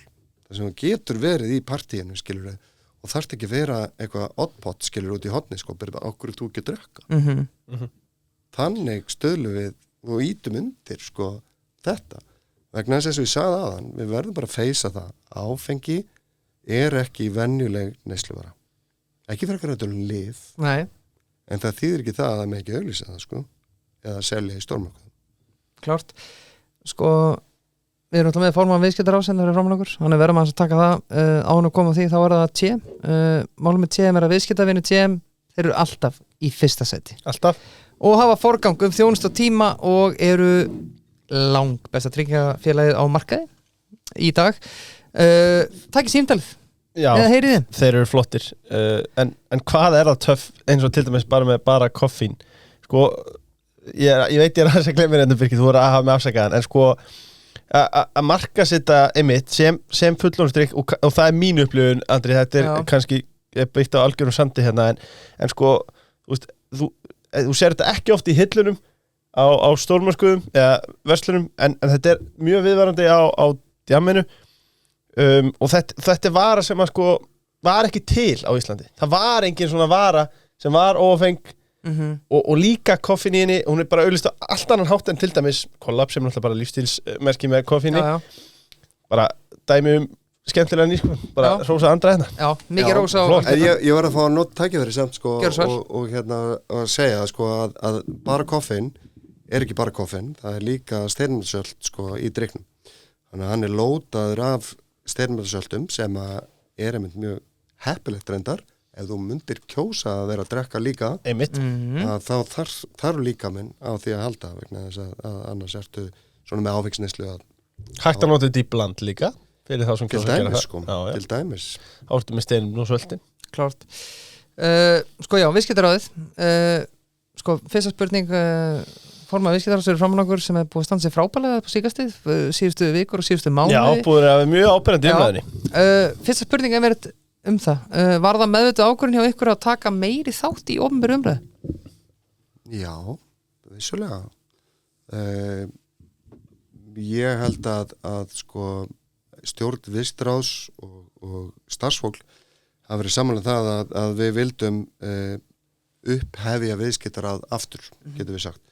Búið að vera hérna kannski óþarflega hljóðlátt undanfarin ár með ráningu á nýjum öflugum framkvæmdastjóra að þá bara hefur náðst alveg frábær árangur og sko starfsfólkið og Björn Brynjólfur eru náttúrulega algjörlega sko unique og þeirra vinna og þeirra röksemda færslur í málflutningum eru algjörlega til fyrirmyndar og ég held að okkur hafi tekist að koma á kortið sko og færa umræðina svolítið sko sem að var bara hérna kannski bara á einhverjum ákveðnum bara en með því að tósa hana aðeins hérna lengra í aðra hverju áttina að þá hefur við náð einhvern veginn svona breiðar í hljómgrunni, við hefur náð að koma málum á dagskrá sem að voru bara ekki til umræðu og mátti bara ekki ræða bara eins og bara kennslumál.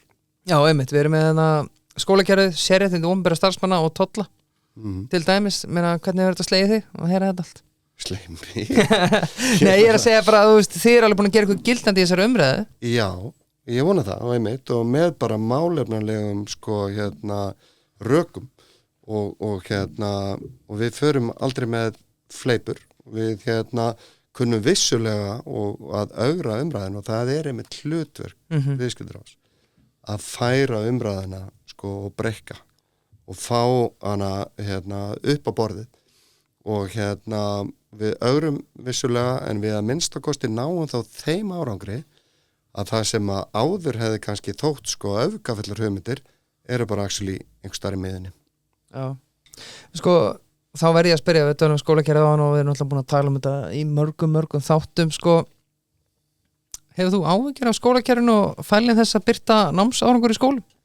Já, ég held að það hafi bara sýnt sig, ég held að allir landsmenn hafi áhyggjur af námsárangri ungmenna og bara lestrar skilningi til dæmis bara drengja að tölurnar sem við erum að sjá er náttúrulega bara það eru hrikalegar og við ættum öll að hafa verulegar áhyggjur og við þurfum að virkilega að hysja upp með okkur buxurnar og með þessu er hvorki ég nefn viðskiptir að benda á kennara að þeir sé einhverju sökudólgar. Það er alls ekki málið. Heldur hefur einhvern veginn sko kerfið og þessi umgjör sem að kennurum er skaffað ákvarðanir pólitíkusa hafa skapað þetta ástand að við erum ekki að ná nægjanlegum árangri. Þetta er ekki ásættalegt í framtíðar að 50% sko drengja get ekki lesið til gagns. Við þurfum virkilega við þurfum að fá sko meiri fjölbreytni inn í skólakerfið. Við þurfum að fá fleiri sjálfstætt starfandi skóla til dæmis til þess að bjóða upp á valkosti fyrir foreldra. Og þetta mun strax einhver stoppa á bara en fleiri enga skóla. Sko, við bara leiðréttum hennan sko þessa mýtu með engaskóla. Hvaða engaskóli á Íslandi í dag er að greiða út arð? Ég ætla að segja engin. Engin. Hvaða gagn hefur til dæmis sko Ísaksskóli, Landakotsskóli, Kjallastefnan, Verslunarskólinn, Háskólinn í Reykjavík? Hvaða gagn hafa þessi skólar haft fyrir sko skólakerfi og menntun á Íslandi? Þú veist, við þurfum meiri fjölbreytni, við þurfum meiri samkeppni. Allar þessar stofnanir er ekkert að greiða sér arð, þetta eru sjálfsegna stofnanir sem eru not for profit, skilur við. Og ég er búin að vera svo heppin, ég er búin að sitja í stjórn eða í skólanefnd Verslunarskólans árabil og nýsestur í háskólaráði hjá háskólanum og bara áhuga maður menntuna á Íslandi. Við þurfum saman sko, ekki í skotgröfum að finna lausn á því hvernig við getum bætt menntun ungs fólks á Íslandi, hvernig við getum fjölgað til dæmis kennurum, hvernig við getum framleitt fleiri sko raungreina kennara. Getur Háskólinn í Reykjavík orðið þar á lið, mögulega. Þurfum við að gera einhverja breytingar á löggjöfinni og svo framvegis, þurfum við að hækka laun, mögulega. En við þurfum að taka umræðu þetta allt án fordóma, án þess að vera í skotgröfum. það er engin að dæma kennara fyrir frammistöðu þegar það verða að gagnrýna skólakerfið. Við erum einfaldlega að vekja athygli á því að þessi árangur er ekki ásættanlega fyrir Ísland. Við þurfum að sýna meiri metnað. Þetta bara sammála hver einustu orði, hérna, bara vel svarað. Síðan spurning var þetta viðskiptaráð, telur þú að það ætti að draga verulega úr tollum á Íslandi? Já, það er ennþá eitthvað tolla á hérna matvæli. Jú. Ég nefnir sem dæmi franska kartöflur sem að ég flyt nú reyndar inn og er ekki kannski alveg óvilhallur en það eru þetta líka miklu tollar á landbúnaðarvörum. En varðandi franska kartöflur sko, sem er 45% tollar á ef ég mann rétt í skjóli sko, einhverja vendar sko, fyrir innlenda framleiðslu sem engin er sko. Þið bara búin að leggja þetta niður, engin eftir. Akkurat. Þannig að ef við nú ekki bara byrja því að taka það til dæmis í burtu. Já, hvernig verður það? Einmitt. Hvað verður ráð? Nú, landbúnaðarkerfið, hérna, ég ætla nú ekki að hætta mér kannski inn á þá braut í þessu viðtali, en þar mætti virkilega kannski taka málin þessum tökum. Hérna, og vissulega þurfum að taka þetta mikil í yfirvögun og ræða í þessu samhengi matarlega öryggi og annað slíkt sem er fulla virðingu fyrir öllum þessum sjónarmiðum. En mér finnst galið að við séum að vendartolla kjúkling og svínakjöt. Já, franska osta. Já, við skulum nú ekki ræða ostana eða mjólkur vörurnar sko. En ég get ekki og hef ekki lengt í gegnum tíðina að sko mjólkumarkaðurinn er í raun og reyni drykkjarvörumarkaðurinn sem ölgerinn er ekki á sko. Einmitt. Já, og þið hætti okkur það er samkeppnisákvæði þar, þannig að þið snertið hann ekki. Nei, við höfum ekki treyst okkur inn á þennan markað. Það getum við ekki skapað okkur neitt samkeppnisforskot. Ég er með síðast spurninguna fyrir rittaraspurningarnar sem er síðast til liðurinn, þannig að þetta er að síga setna endan. Andri er búin að standa sig eins og algjör hetjaðin í kvöld. Sko stjórn Ölgerðarinnar, fyrsta spurning, varst það þú sem að fegst gerði í blöss til að sagast eftir að komast í stjórn Ölgerðarinnar? Nei, það var nú ekki ég en þegar hugmyndin var borin undir mig þá var ég mjög hrifinn hann. Já, hvernig er hún að standa sig? Gerður stendur sig bara frábærlega og það er bara æðislegt að fá ólík sjónarmið og fjölbreytileika sem við töluðum með áður við stjórnarborðið, það er bara æðislegt. Já, Gerður. Við erum múin að tala allar þessar flottu vörur, mist, bara, kollab, allt einhvern veginn virðist vera gullið þarna sem að Andri og Kók snertir. Já. Við höfum brent okkur á að segja þetta sko. Jú, við höfum ég gæti alveg nefnt sko alveg Gætirðu það? Ég ætlaði einmitt að biðja að nefna einhver dæmi sem að hafa farið algjörlega fórgurinn. Ekki gull. Já, þarna sko til dæmis komum við með þykni á markaðin sem hétt Fjör, það var árið 2005.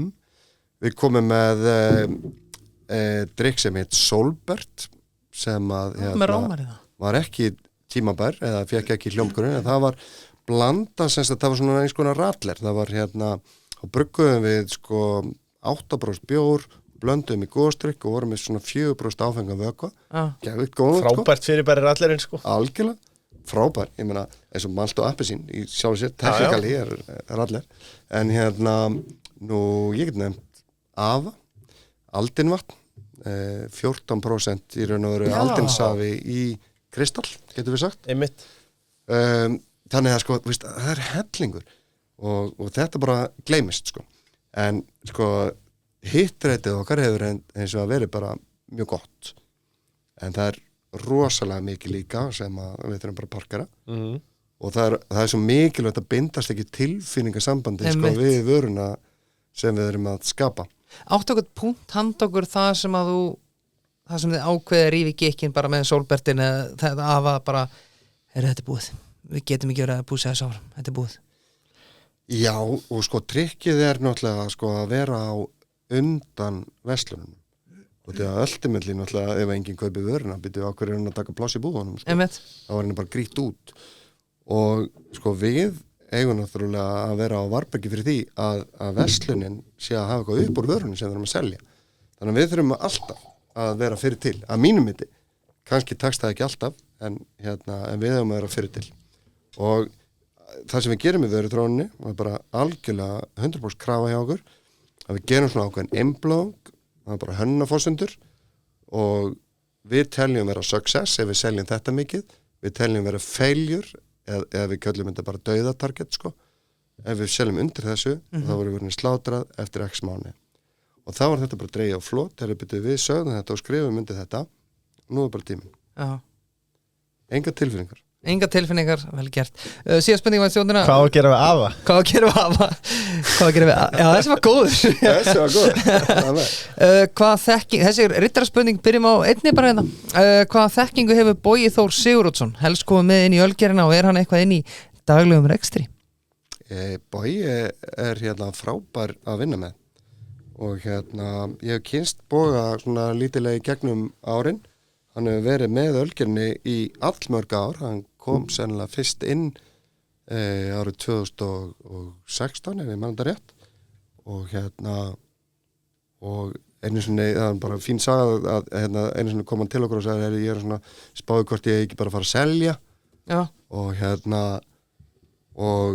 og við einhvern veginn fórum að segja bara tala við hann og segja sko já við vorum reyndar einmitt við ætlum að losa smá hlut ég og Otto og fórum síðan aðeins í gegnum fyrirtæki og það endaði með hann keypti bara hlutin af okkur sko. Þannig að sko Bogi er snöggur að taka ákvarðanir og það sem hann gefur með inn á borðið er hann er markaðsmaður og hann er businessmaður frá því fengu koma þannig að bara að geggja að vera með hann. Ég átti einstakt samstarf við Otto sem var minn viðskiptafélagi sko frá 2006 og algjörlega unik og bara aldrei skuggi á því samstarfi og nú er ég bara komið með nýja viðskiptapartner og bara lofa góðu verið að segja. Er ekki söknuður í Otto samt? Jú, það er þannig og við heyrjum svona sem betur fyrir reglulega og berum svona bækur okkar og bara Otto er svona hann er svona dæmu mann sem er bara svona heill í gegn. Það er bara, þú veist alltaf hvað þú hefur Otto og hann fer aldrei á bakvið. Af drengnum hans að dæma geti tekið undir það er auðvitað. Býtu, hvað fungur það? Egill. Já, ég nú heyrði tvennu sögum hann. Hann er komið til McKinsey. Einmitt, frábært skref sko. Hann er vel gerður og öll bönnina Otto. Já, en það er komið að riddarspurningum og það eru að sjálfsögðu í boði kontakt fyrirtækja ráðgjafar. Já.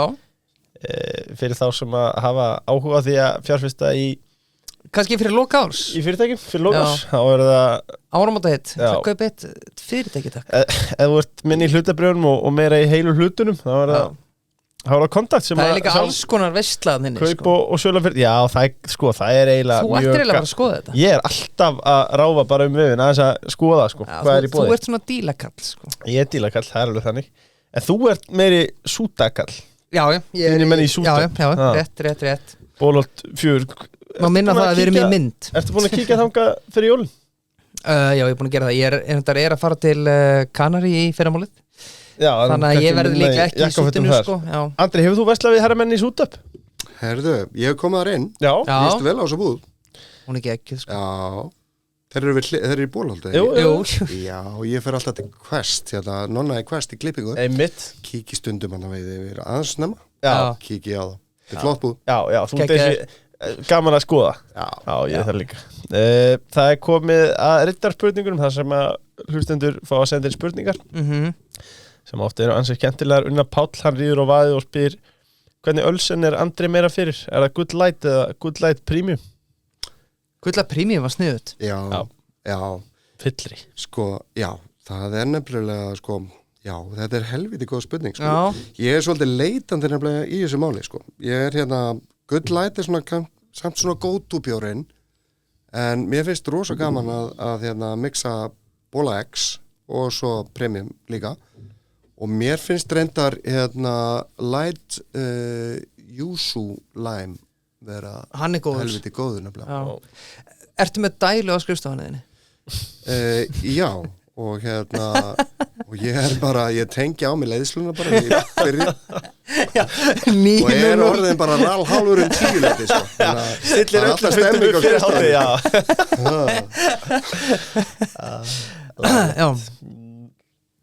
Sigurður Bragi með næstu spurningu er Sigurður Bragi ekki besti stjórnarformaður sem við voru haft?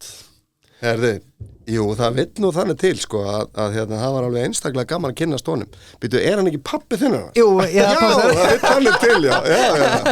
Herri, ég kynnti Sigurður Braga hérna hjá Alpan og Eyrarbakka og hérna... Sorry, hvað er Alpan? Alpan? Ég held að hlustendur séu á sama máli sko. Já, ég held að hérna, þú þurfa að fá pappaðinn bara hérna í næsta þátt til þess að hérna bera kennsla þetta fyrirtæki, en þetta framleiti sem sagt pönnur, álpönnur. Já. Og hérna var með frábæru vöru. Já. Og hérna steyftið sem sagt þessar pönnur og seldi með góðum árangri, ja, kannski, já, jú.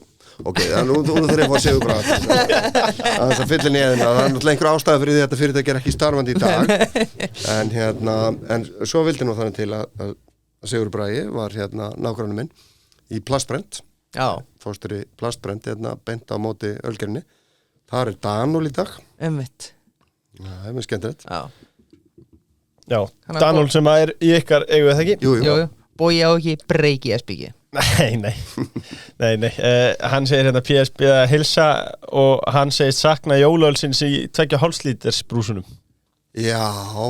Var jólaöl ekki? Það var alltaf til vandra. Það var ekkert að kútunum, en svo þegar í búðina á komið þá vildi það freyða á annað. Já, sko, það vildi þannig til, sko. Já, þessi, sko, við vorum með þetta 2,5 lítra og stundum 5 lítra og hérna jólaölið átti það til að byrja að gerjast. Já. Og þá kannski sprakk brúsin og þetta var orðið helviti dýrt í hreinsun, sko. Þannig að við þurftum að hætta þessu, en hvítölið í gamla daga þegar fólk var að ná í sko, að koma með brúsana sinna inn á Rauðarastíg, að þá var þetta víst ákveðin íþrótt að starta kannski svolítið gerjunni og láta þetta vera svolítið svona smá áfengi, láta þetta gerjast. Já, jólapúlsinn. Já. Glæsilegt. Þorvaldur í David Jones stöðlurnar ljúffengu. Sá ána með jólagjöfuna maður. Já, og má vera það og við ánæðum með döðlurnar hans. Ég er búin að vera næstlaða svolítið á hérna saltkaramellun í þessa dagana. Já, ég er alltaf bara í saltlæknis. Saltnýtur og karamell, já, þú ert þar. Já, það breytist, sumt breytist ekki. Og þar má nefna gæðin í David Jones stöðlunum. Hann spyr, var það áfall að missa Red Bull? Nei, ekki áfall, en það var svekkjandi, var ég að viðurkenna. Já. En það er bara eins og hvert annað hundspitt. Við þolum ekki að tapa. Og ég hef bara viðkynna það, ég þóla ekki tapa. Nei. Og hérna, ég hef alveg viljað vinna með Red Bull áfram og við hefum alveg getað látið það vaksa og dafna eins og við gerðum í 15 ár. En that's life. You win some, you lose some. En voruð þið ekki búin að eignast sætari hvolp bara sem að... Jú. Og mikla... Reiknaður með því að halda þeim áfram. Er ennþá hagur í því að halda báðum? Hefði það verið hægt? Já. Er ekki skurð þannig? Já, ég hef alveg treyst mig til þess að gera það.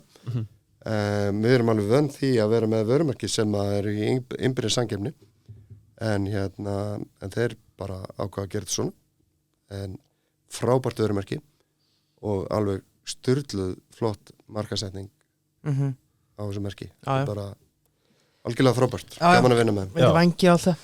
Já, Benni Aspyr ríða að drepa að giftast. Þessi er góð maður. Appelsín, Pepsi Max og Collab eigum við ekki að hafa hana samt annari. Þú ert eiginlega búin að lesa hana upp sko. Já. Þú getur alveg reynt að orða hana betur. Sendi í sveit. Bara svona, já, ég ætla að leyfa þér bara að taka við hérna. Þetta er fyrir reyndara. Ég fyrir með allir ábyrgð. Þessi er góð sko. Við, sko, er ég að skilja ykkur rétt? Ríða að drepa að giftast, Collab, Appelsín og malt. Já. Og Pepsi Max. Pepsi Max. Collab, Pepsi Max, Appelsín. Já, þetta er heldur góð spurning. Já. Ég myndi, vá maður, þetta er sjúkt maður. Þetta er eiginlega fárulegt, mér líður ekki vel með að spyrja þessar. Nei, þetta er bara, sko, mér finnst þetta eitthvað svo kinky, sko, Það myndi giftast Collab.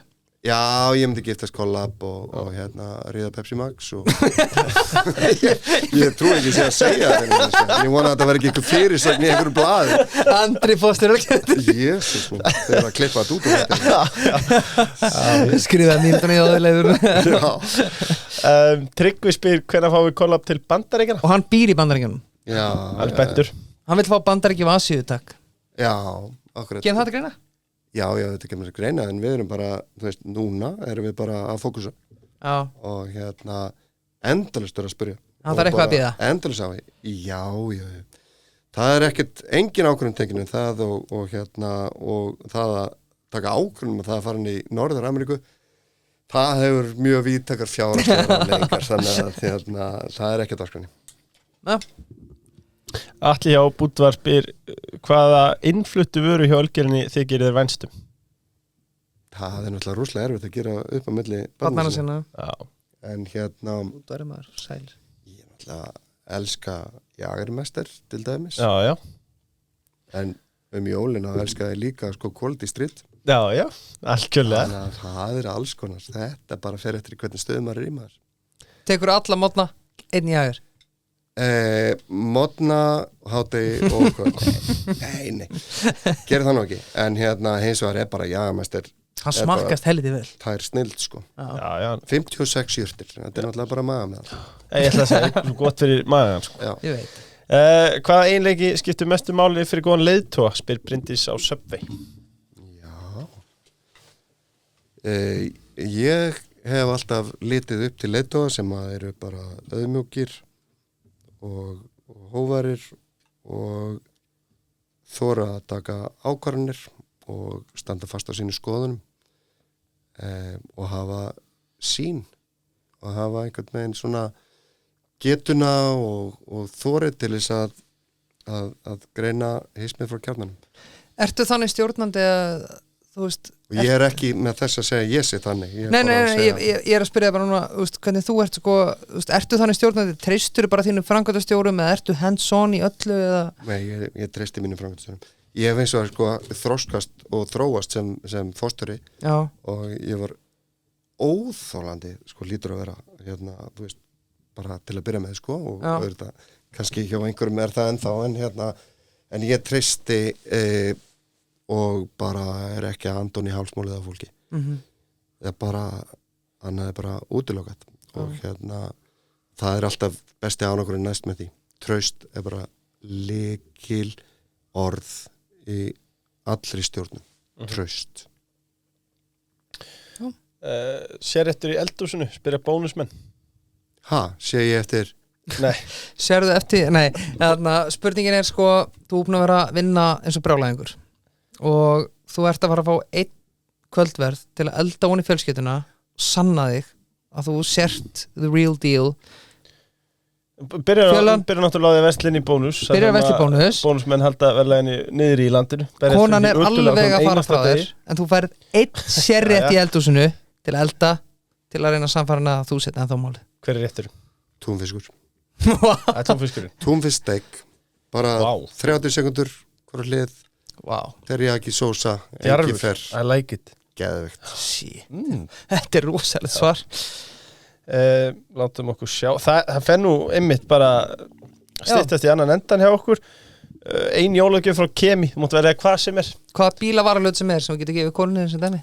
Já, ég var bara rosalega til í bara góða olíu það er alltaf gott að vera með feiti og smurningu og glussa kannski, bremsuklossa glussi var til dæmis helvíti góður líka Kemi er náttúrulega rétt hjá þér já, hemmi er náttúrulega hægilegt geta skotist já, ég kíkja alltaf ef mér vantar glussa þá fer ég alltaf beint til hemma í Kemi já, ég var búin að heyra því Hver þarftu næst að fara með bílinn í skoðun hjá frumera?